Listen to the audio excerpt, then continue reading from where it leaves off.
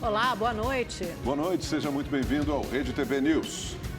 Polícia Federal abre inquérito para apurar se houve omissão de socorro e crime de genocídio do povo Yanomami. Ricardo Capelli começa processo para finalizar a intervenção federal e devolver a segurança de Brasília para o governo do Distrito Federal. E você vai ver também. Ataques às sedes dos três poderes. Imagens inéditas mostram invasão do Supremo Tribunal Federal. Nos vídeos, policiais militares aparecem recuando diante dos golpistas. No Uruguai, Lula se encontra com o presidente Lacalle Pou e defende acordo entre China e Mercosul. Mas deixa claro que prioridade é fechar parceria com a União Europeia. Em declaração polêmica, Papa Francisco diz que homossexualidade não é crime, mas é pecado. São Paulo comemora 469 anos, com shows pela cidade e muita festa.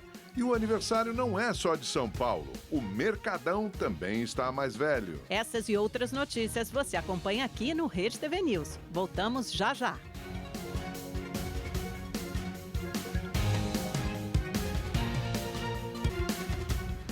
A tragédia de Brumadinho, em Minas Gerais, completa hoje 4 anos. A data foi lembrada com muitas homenagens e pedidos por justiça. Dos 270 mortos, 3 ainda estão desaparecidos e até hoje ninguém foi responsabilizado.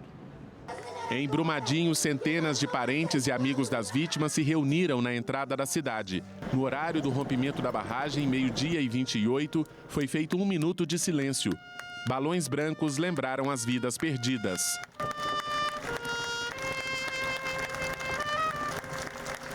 É uma sensação muito ruim, porque a gente tinha meu pai lá em casa para tudo. E depois que ele foi embora, a gente tá sem rumo, né? Sem rumo, sem direção. As homenagens e as lembranças do irmão também deixaram a Zeli emocionada. É muita saudade, é muita dor, coração muito partido. O ministro de Minas e Energia, Alexandre Silveira, participou do ato e anunciou a criação de um Conselho Nacional de Política Mineral. Conselho com 14 ministros de estados que tem o poder de implementar políticas através de decreto e propor leis ao Congresso Nacional. Em Bruxelas, na Bélgica, cerca de 50 pessoas se reuniram em frente à sede do Parlamento Europeu. O grupo pediu justiça e ações para evitar que crimes como o de Brumadinho se repitam. Os manifestantes fizeram uma representação da lama e das cenas de horror da tragédia. O rompimento da barragem da mina do Feijão da mineradora Vale liberou milhões de metros cúbicos de rejeitos. Além de provocar as mortes, a enxurrada de lama destruiu casas, estradas e pontes, devastou o meio ambiente e poluiu o rio Paraopeba. 4 anos depois, ninguém foi responsabilizado.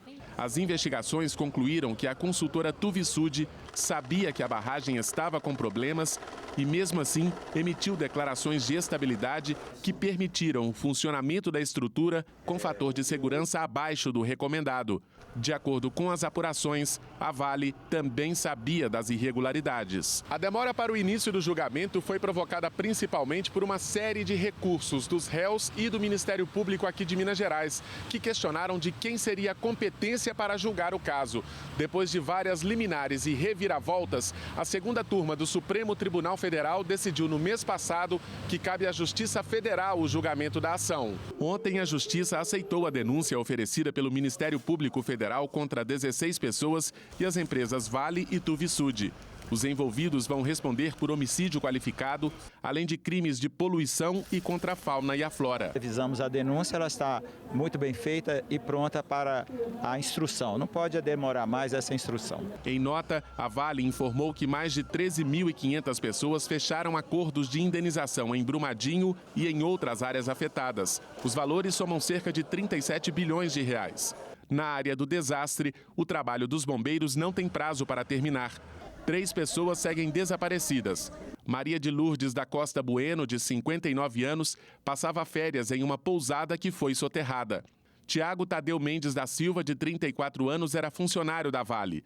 E Natália de Oliveira Porto Araújo, de 25 anos, estagiária na mineradora. Ainda não desistimos. Estamos aqui firmes e fortes na esperança de fazer um enterro digno da Natália. Os familiares das vítimas esperam também por justiça. A expectativa é que não haja mais manobras por parte dos réus. Basta de não saber, de ficar discutindo e disputando em que instância isso será julgado. Se é na instância federal, que tenha celeridade e que traga resposta aos familiares. Moradores de comunidades da Zona Oeste do Rio de Janeiro estão em pânico por causa do confronto entre traficantes e milicianos. Os criminosos estão em guerra pelo domínio da região. Assim foi a noite desta terça-feira, numa das maiores comunidades da Zona Oeste do Rio. A Cidade de Deus, dominada por traficantes da maior facção do estado, estava em guerra. A situação ficou ainda mais tensa com a chegada da polícia militar. Barricadas foram incendiadas para evitar a entrada de carros blindados. Na comunidade da Chacrinha, área de milicianos, mais violência e ameaças. Aquele jeitão. Este vídeo mostra homens armados atravessando a rua. Neste outro, mais criminosos aparecem atirando. Na manhã de hoje, a situação na região estava aparentemente mais tranquila. A polícia militar prendeu traficantes. Armas e drogas foram apreendidas. O policiamento seguiu reforçado durante todo o dia. A Polícia Civil investiga quem são os líderes do tráfico e da milícia que estão envolvidos no confronto de território na zona oeste da cidade.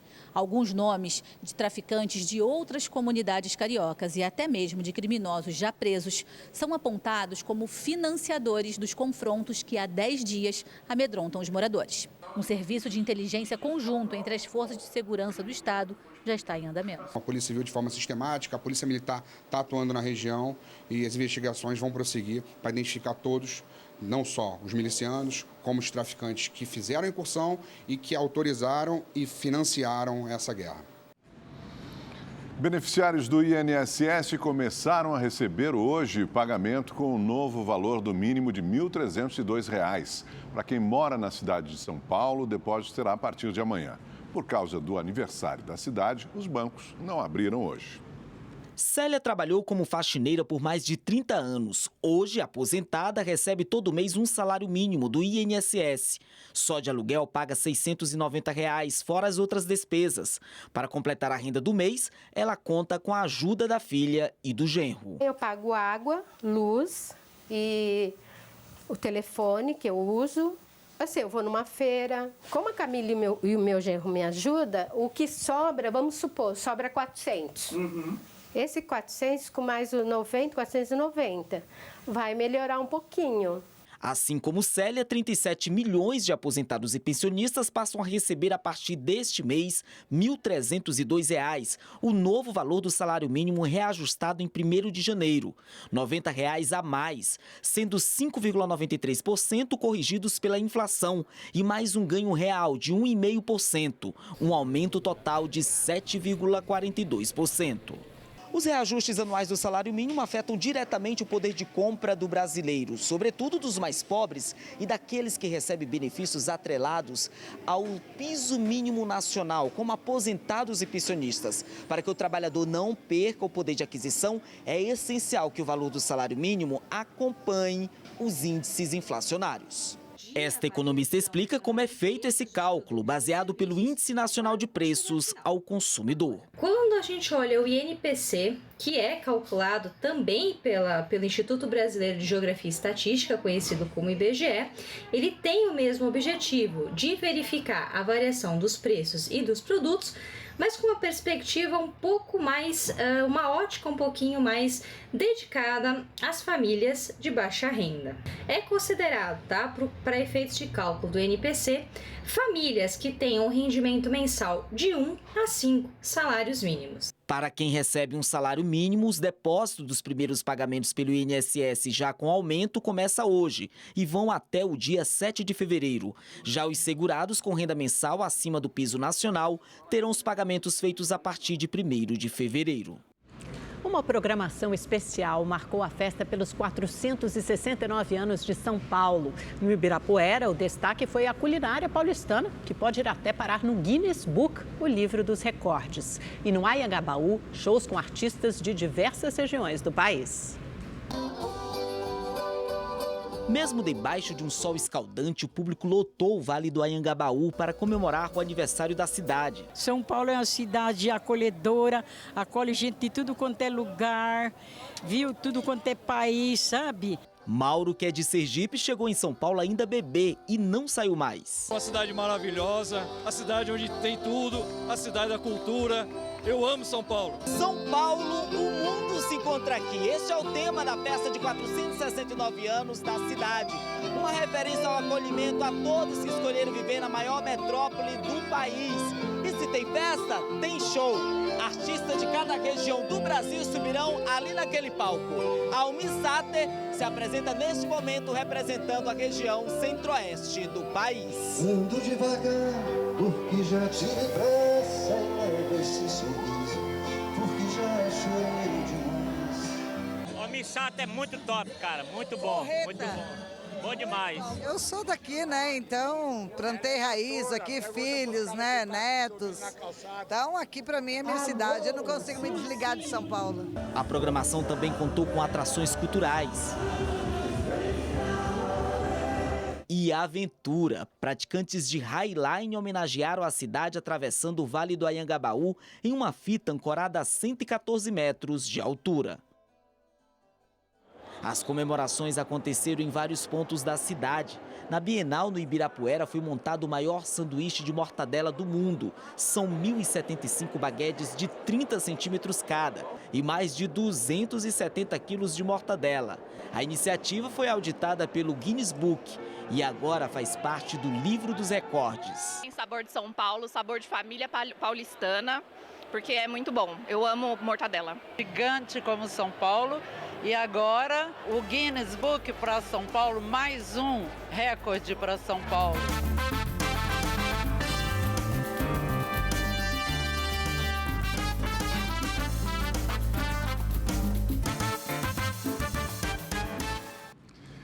E desde o início da semana, o Rede TV News está comemorando os 469 anos de São Paulo. E um dos símbolos da cidade, o Mercadão, também está comemorando. Completou hoje 90 anos.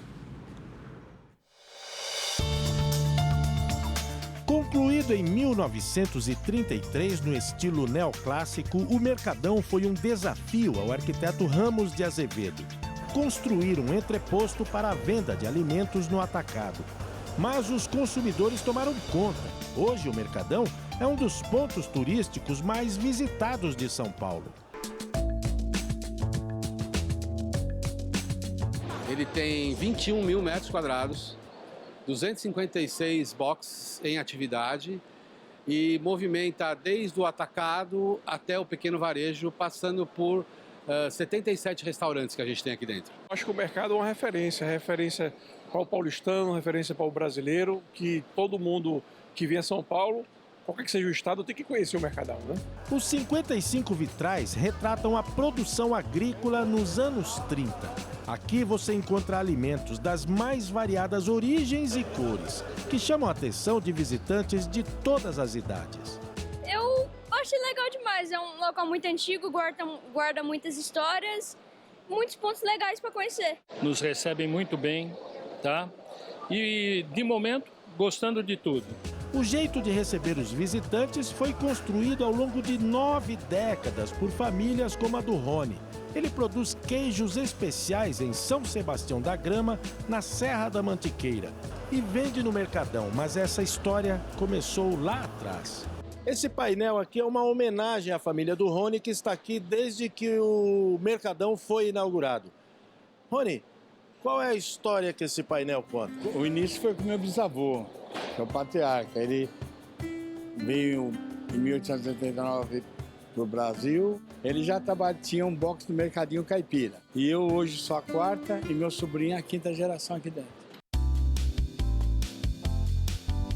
Este é um dos bares mais badalados do Mercadão. Já recebeu figuras ilustres, como o tenista Roger Federer. Hoje, o bar tem 25 funcionários, mas no começo era só a família. Tudo que nós construímos, tanto aqui no Bar do Mané como na vida pessoal mesmo, foi tudo daqui do mercado. Então, para nós é muita honra ter esses 90 anos de trabalho. Neste grupo, o guia Eduardo Marzano é o único que fala português. Turistas dos Estados Unidos, Canadá, Cazaquistão, Austrália, Nova Zelândia estão curiosos para conhecer coisas raras e não faltam por aqui.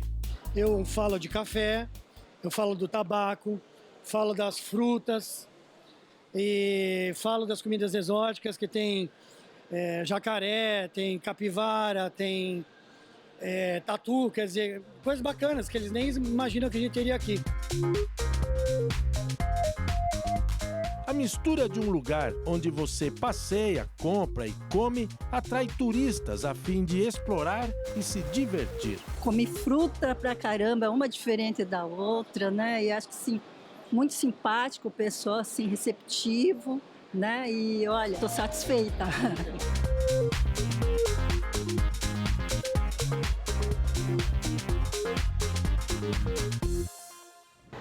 E de volta ao Brasil, o Supremo Tribunal Federal divulgou imagens inéditas da invasão de golpistas às sedes dos 3 poderes em Brasília.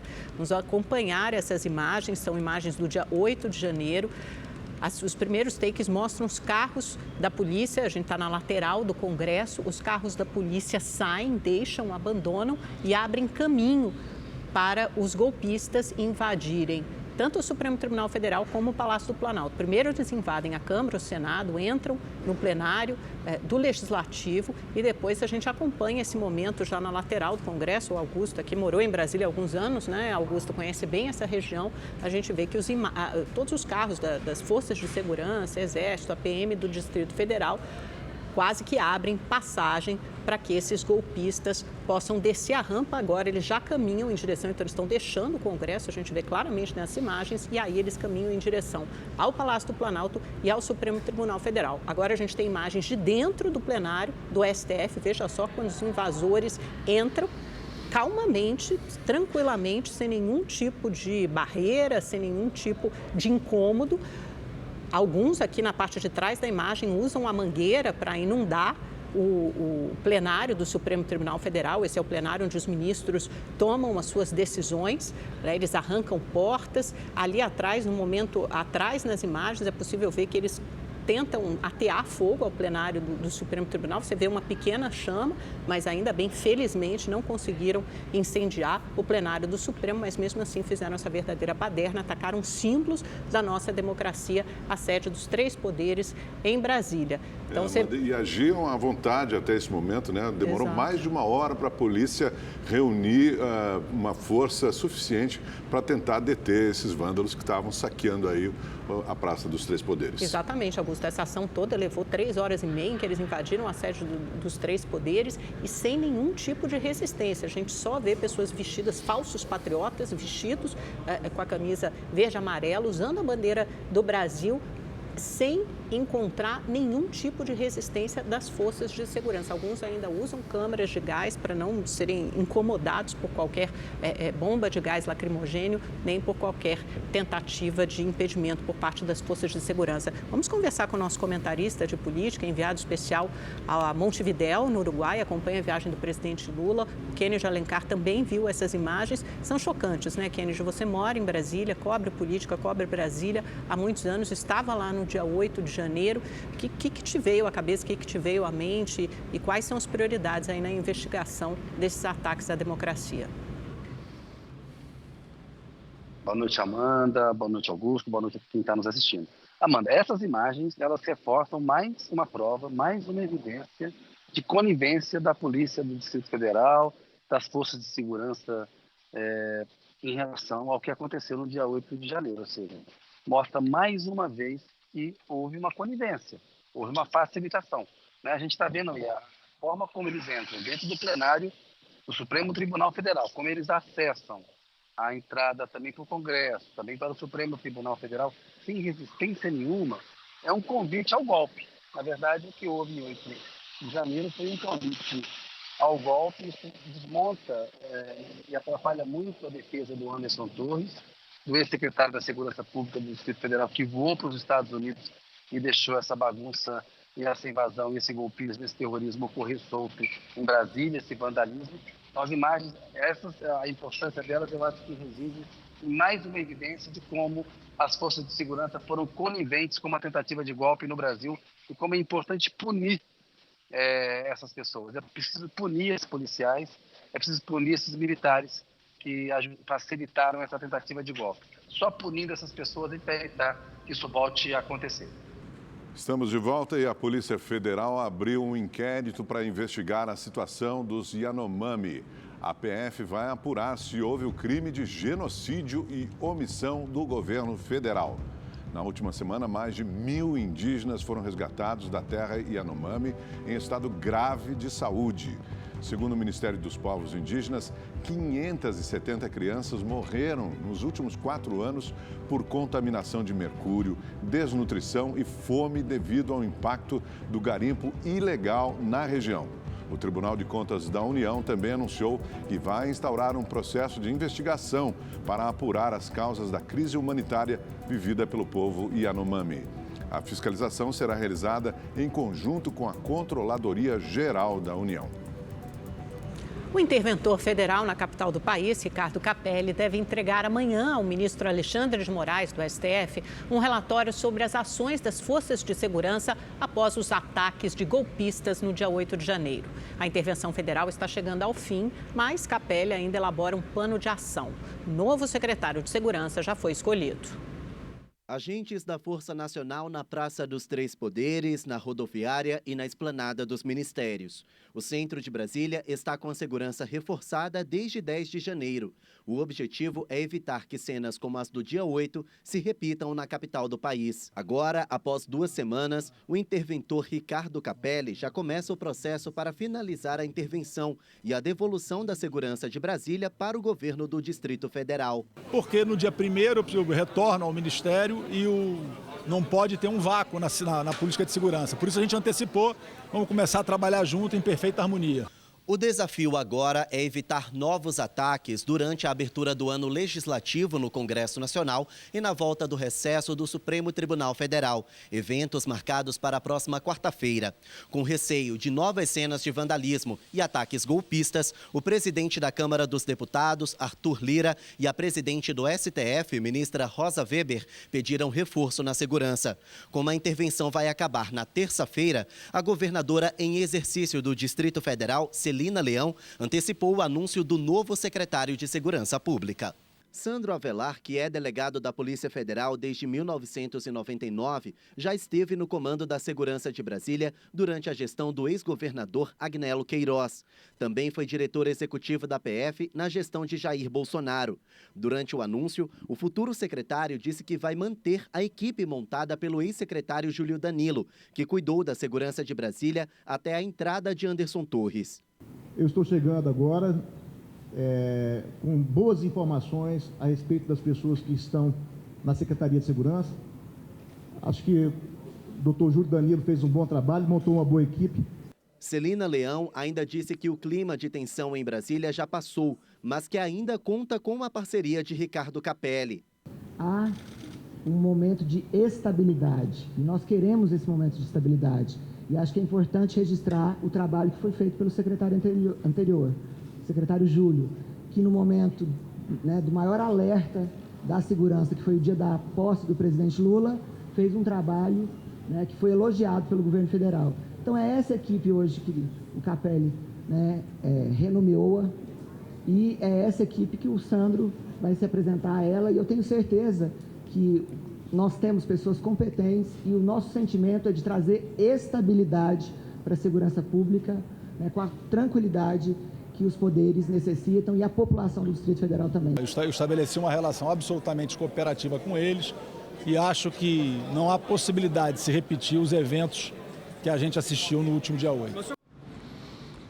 E o presidente Lula cumpriu a agenda hoje no Uruguai. Quem acompanha tudo de perto e traz os detalhes é o enviado especial Kennedy Alencar. No último dia de sua primeira viagem internacional, o presidente Lula deixou Buenos Aires e seguiu para Montevidéu. E, no jogo de xadrez geopolítico, Lula deu um cheque-mate no presidente do Uruguai, Luiz Alberto Lacalle O presidente brasileiro disse que atenderia com carinho aos pedidos do país vizinho, para transformar um aeroporto na fronteira entre o Rio Grande do Sul e o Uruguai, nas cidades de Rivera e Santana do Livramento, num aeroporto internacional. Lula também se comprometeu a reformar uma ponte para dar conta do aumento do tráfego na fronteira entre os dois países.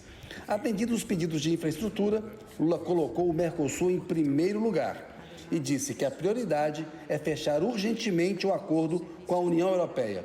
Depois, o Mercosul, em bloco, analisaria um outro acordo comercial com a China. O presidente Lula chegou ao Uruguai com um problema, mas saiu com duas soluções. O problema é a disposição do Uruguai de negociar um tratado de livre comércio com a China. Isso poderia significar o fim do Mercosul, que é o bloco que reúne Brasil, Argentina, Uruguai e Paraguai. As soluções foram as seguintes. Lula conseguiu um compromisso de que o Mercosul vai assinar antes o acordo com a União Europeia. Esse acordo está quase pronto. Depois, Lula sinalizou que é possível um acordo de todo o Mercosul, negociado em bloco com a China. Nós vamos intensificar as discussões com a União Europeia. Es que vamos a intensificar nuestras discusiones firmar esse acordo con Unión Europea y firmar este para acuerdo. que a gente possa discutir apenas possível acordo China e Mercosul. Para que podamos discutir enseguida possível acordo entre China e Mercosul. O encontro entre Lula e Lacalle Pou aconteceu na residência oficial do Uruguai. O presidente brasileiro disse acreditar no multilateralismo e pediu apoio do país vizinho para uma reforma da ONU, a Organização das Nações Unidas. Lula disse que a mudança climática deve estar no centro dessa reforma. Eu votei a presidente da República porque acredito no multilateralismo. Vuelvo a la presidencia de la República porque creo en el multilateralismo. E quero fortalecer o Mercosul. Y quiero fortalecer el Quero Mercosur, fortalecer a Unasur. UNASUR. Quero fortalecer a CELAC. Quiero fortalecer a CELAC. E quero brigar, presidente, por uma nova governança mundial. Y pelear, señor presidente, por una nueva gobernanza mundial. Se nós não tivermos uma governança global Y si no tenemos una gobernanza global que decida cuidar do planeta que decida cuidar al planeta como uma coisa pertencente a todos nós, como algo que nos pertenece a todos nosotros, e por isso todos nós teremos que ter responsabilidade. y por ello tenemos todos que tener responsabilidad. Então eu espero contar com o Uruguai nessa briga por uma nova governança mundial. Así que espero contar con Uruguay en esta pelea por una nueva gobernanza mundial. Lula afirmou que a sua relação com chefes de Estado não tem viés ideológico, numa clara menção às diferenças políticas entre ele e o presidente do Uruguai. O brasileiro afirmou que herdou um país destruído por Bolsonaro e pelo golpista Michel Temer.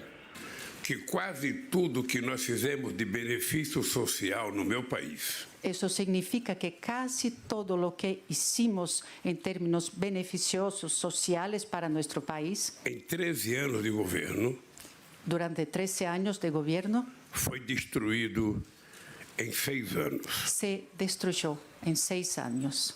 Ou melhor, em 7 anos. A lo mejor 7 años. Do golpista Michel Temer. 3 del golpista Michel Temer. E 4 do governo Bolsonaro. 4 del gobierno Bolsonaro.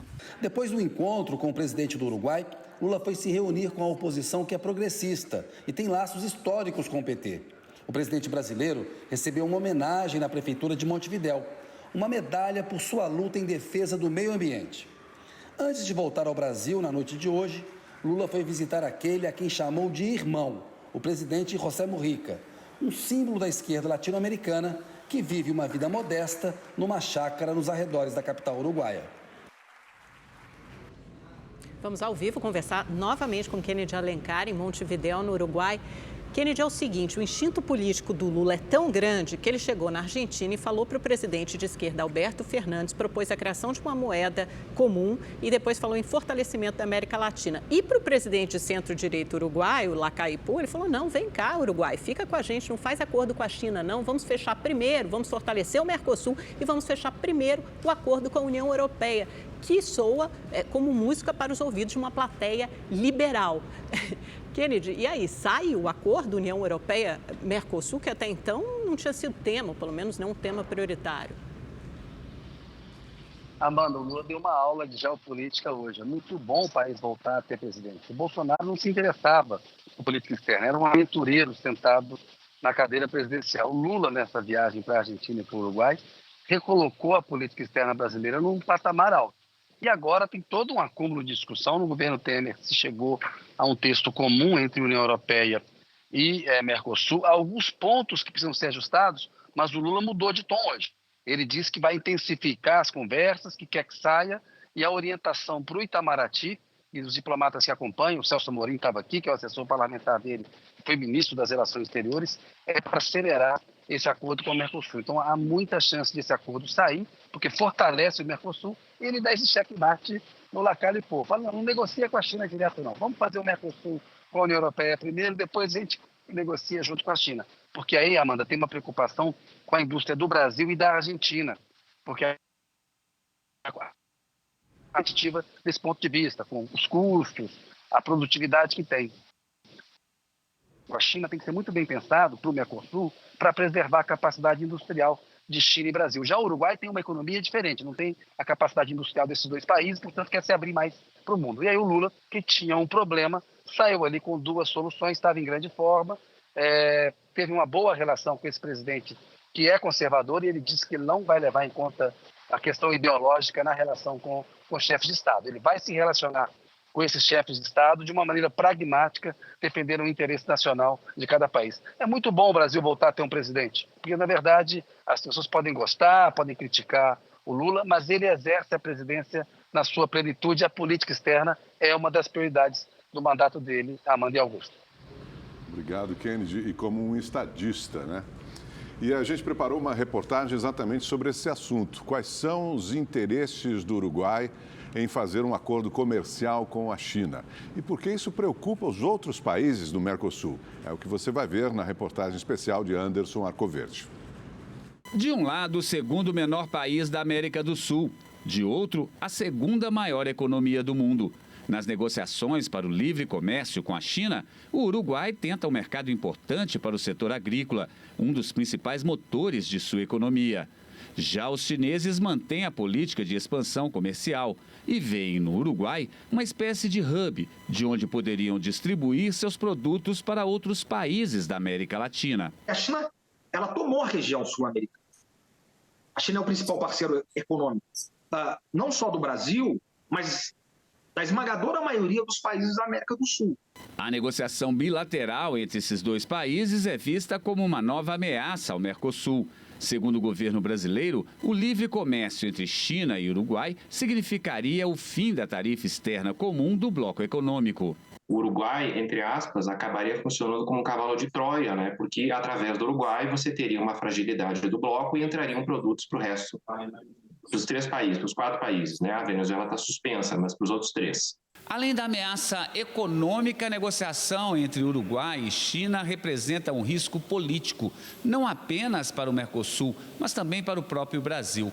A avaliação de especialistas é que um acordo entre os dois países atrapalharia os planos do governo brasileiro de retomar uma posição de liderança na América do Sul, além de prejudicar as negociações para finalizar o acordo Mercosul-União Europeia, que foi anunciado em 2019. O presidente uruguaio afirma que é preciso modernizar o Mercosul. O presidente Lula disse que concorda. Os dois países formaram um grupo técnico para discutir o assunto.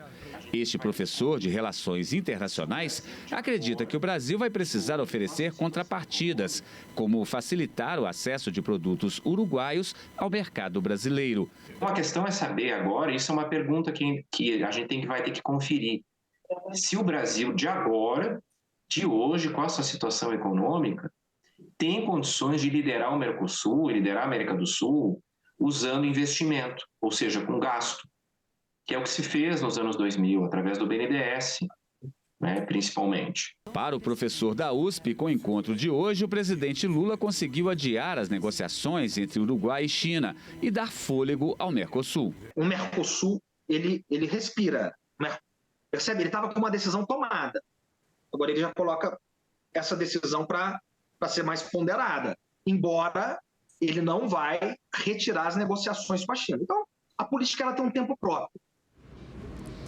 Rede TV News fica por aqui. Obrigado pela sua companhia. Uma ótima noite para você.